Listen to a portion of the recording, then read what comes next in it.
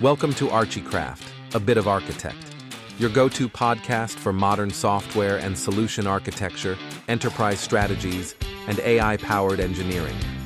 Each episode is AI narrated, based on the original blog content by Dmytro at Dmytro.com.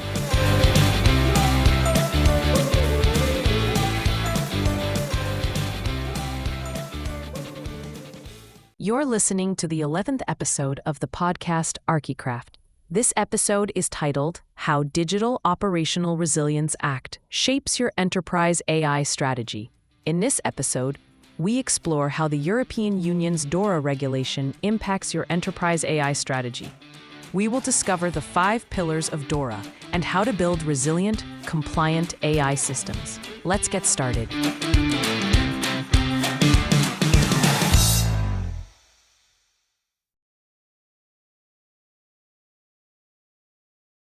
Welcome back to The Deep Dive. We're the show that cuts through the noise, gets you the core insights from key sources, and, well, leaves you properly informed. And today we're diving into something that's definitely been causing some headaches, maybe some sleepless nights, for architects and IT leaders I've been chatting with. It actually reminds me of this story Dmytro Dima shared once. It was about this critical go-live call years ago now. Everything looked great, green dashboards, all systems go. Then, bang. Minutes after launch, some small, downstream service, one everyone just assumed was fine, starts spitting out these weird errors. Classic brownfield scenario, right? Integrating something new into this complex, maybe not perfectly documented existing IT mess. And this one dependency they hadn't quite nailed down just caused this huge cascade failure.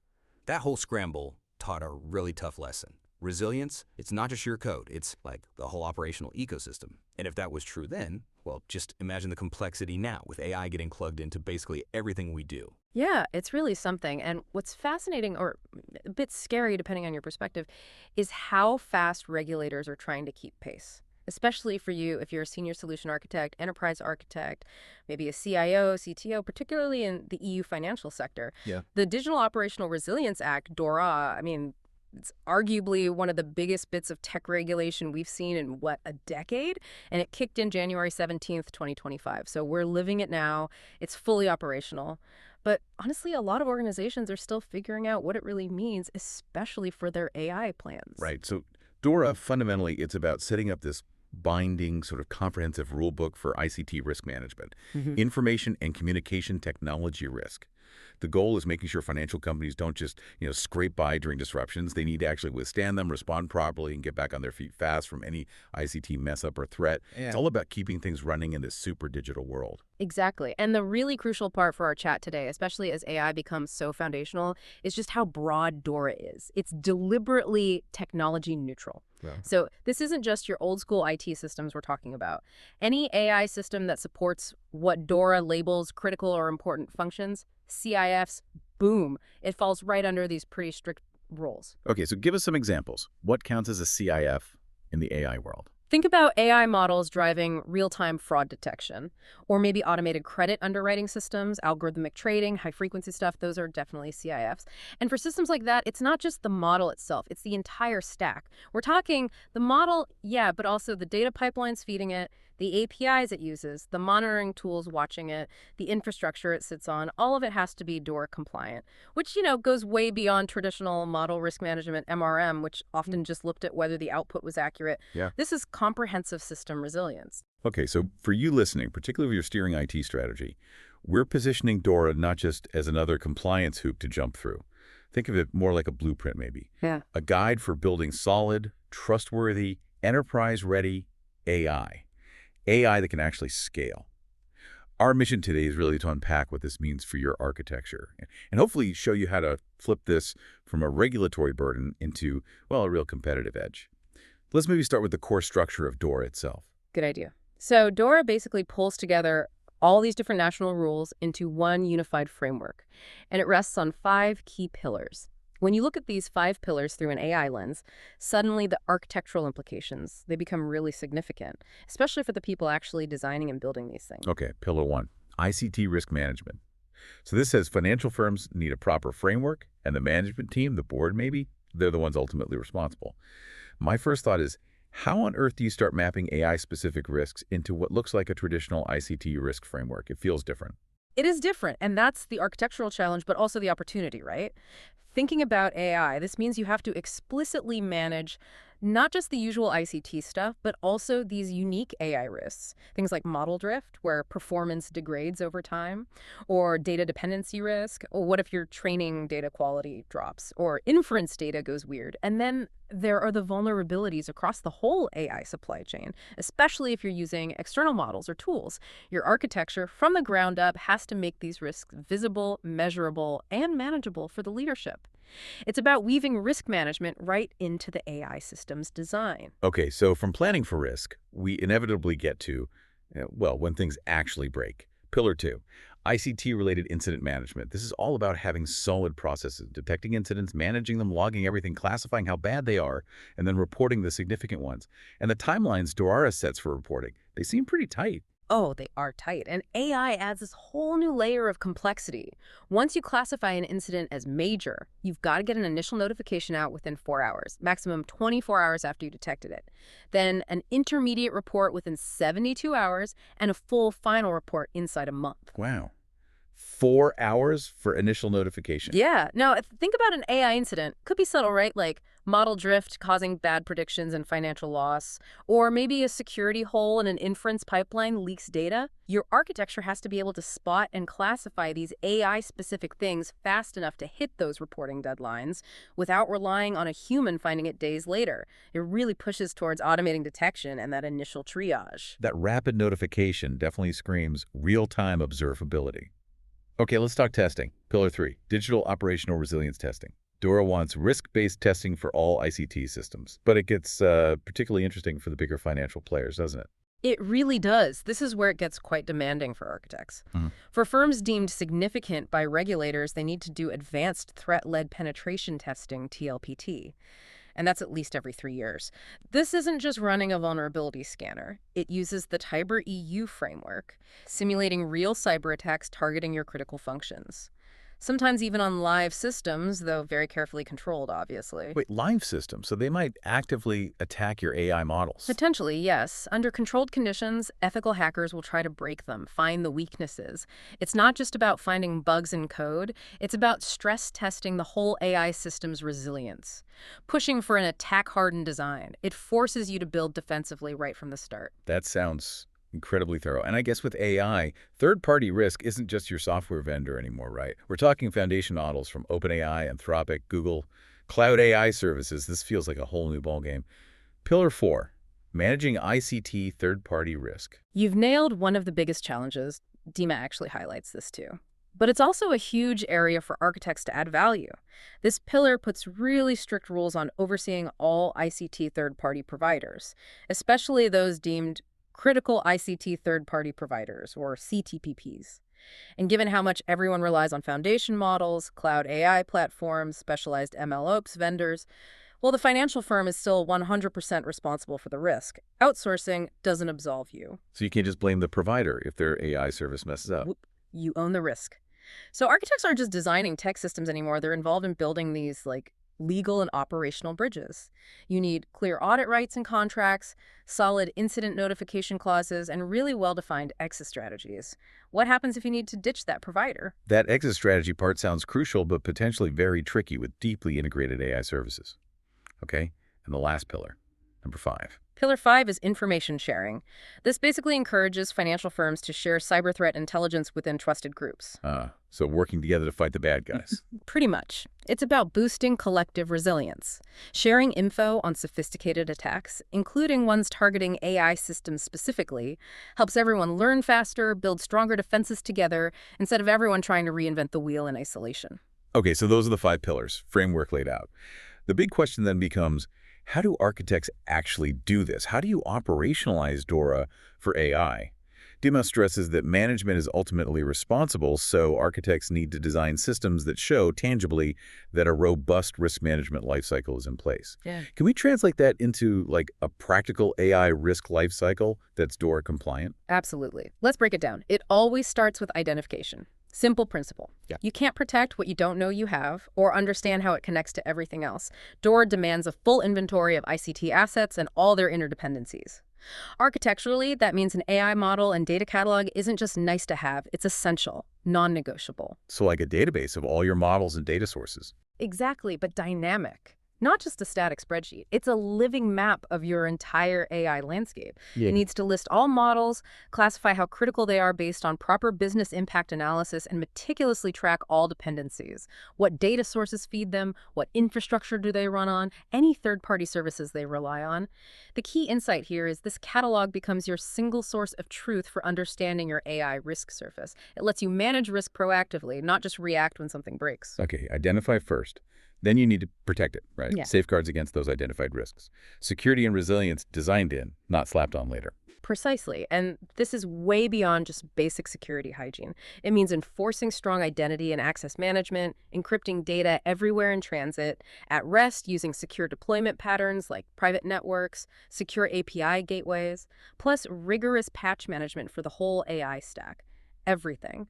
A really key pattern here is what you might call a resilient MLOps pipeline.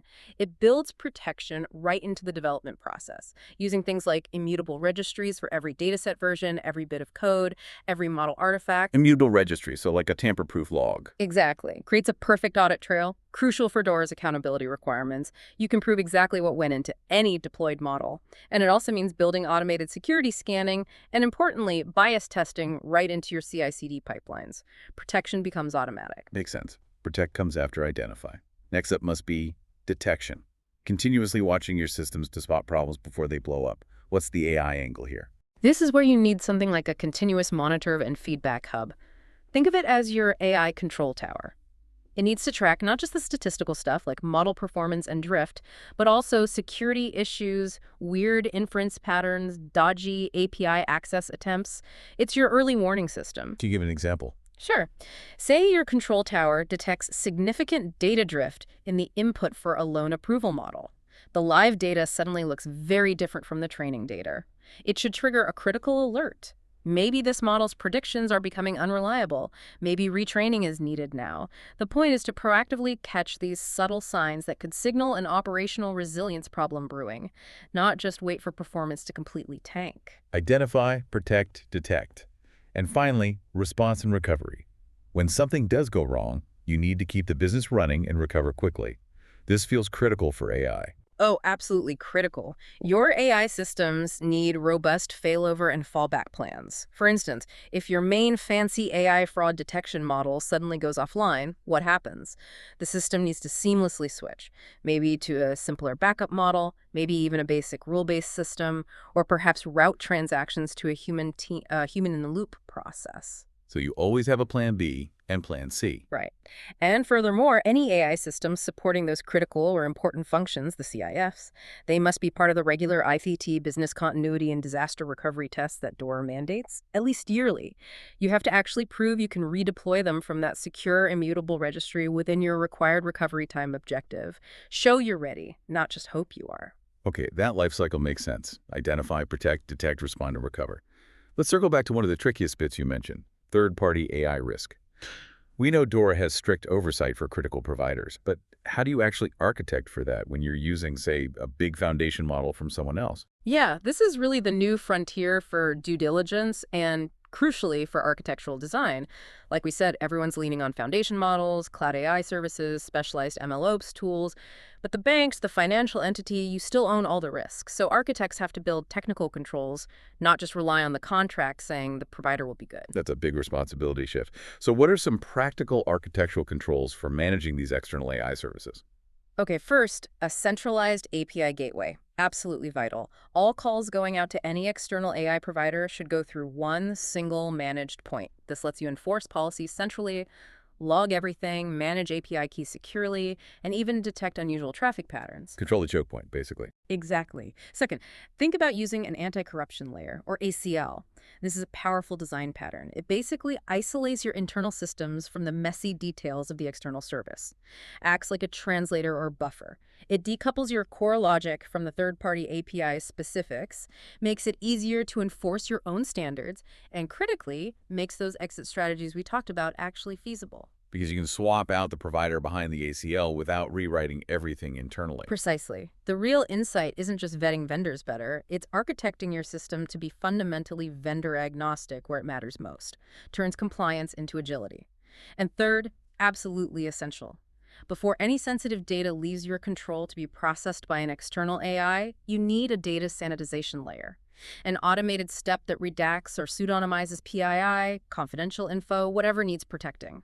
Ensures privacy and compliance even when using third parties. Okay, architectural controls are key. What about the contracts themselves? What should be on that DORA-focused checklist when vetting an AI provider? You need hard evidence of their resilience and security posture.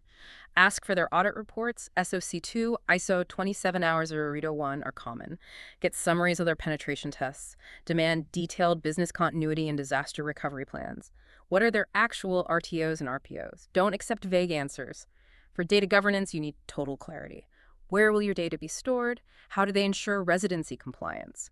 What are their retention policies? How do they guarantee segregation between clients? That's how they use your data too, right? Yeah. Just for inference or for training their models. Crucial question. And transparency on the model itself. Documentation, known limitations, how they handle bias, versioning. Contractually, you need ironclad clauses. Unrestricted access and audit rights for your firm and your regulators.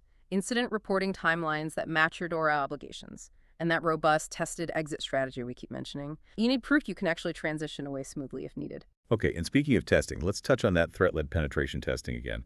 TLPT for AI systems. You said it simulates real attacks. This must go way beyond standard security checks, checking for SQL injection or cross-site scripting. Oh, absolutely. TLPT for AI needs to probe for AI-specific vulnerabilities. Things unique to machine learning models. Think about prompt injection or jailbreaking attacks against large language models, trying to trick the model into ignoring its safety rules or revealing sensitive info. Like asking it to write malicious code or something. Exactly. Or model evasion, sometimes called adversarial attacks. These are tiny, almost invisible changes to input data, like changing a few pixels in an image that cause the model to completely misclassify something, maybe letting fraud slip through. Then there's data poisoning, secretly corrupting the training data to create a hidden backdoor or bias in the final model. And model inversion or membership inference attacks, trying to reverse engineer sensitive training data just by querying the model cleverly. Wow, so architects need to design systems that can even be tested for these weird attacks. Right. Yes. The system needs to be testable. That means providing isolated test environments, secure ways for testers to interact with the model, controlled APIs, and really comprehensive logging to help figure out what happened during a test and how to fix any weaknesses found. The deeper thing here, maybe, is that this forces you to build almost like an internal AI threat intelligence capability, constantly thinking about how these systems could be attacked and building defenses proactively. Okay, as we start to wrap this up, it's clear DORA is complex. It could feel restrictive, maybe even a bit overwhelming. But as Dima points out in his post, the job, especially for architects, is to find the opportunity hidden in these constraints. It's about turning compliance demands into actual capabilities. That really is the core message, isn't it? If you connect it all back, DORA basically forces organizations to confront the inherent fragility, the brittleness of some AI systems, things that might get glossed over in the rush to deploy the next cool thing. It mandates embedding things like better observability, stronger governance, real resilience, right into your AI strategy from day one. And doing that, it means you build systems that aren't just compliant box-checking exercises. They're genuinely more reliable, more trustworthy, and ultimately much more valuable to the business. It's about building AI you can actually depend on when it matters. So maybe here's a final thought for you, our listener, to chew on after this deep dive. In this new digital frontier where AI is becoming so central to everything, how do you make resilience not just a defensive tactic, not just about mitigating risk, but make it a conscious, strategic choice baked into your architecture from the absolute beginning? Yeah, think of DORA's framework, its principles, not as rules to follow grudgingly, but as your strategic map. Use that map to proactively weave resilience deep into your enterprise AI architecture. And if you do that, you really can transform what looks like a regulatory hurdle into a genuine, powerful competitive advantage for your organization.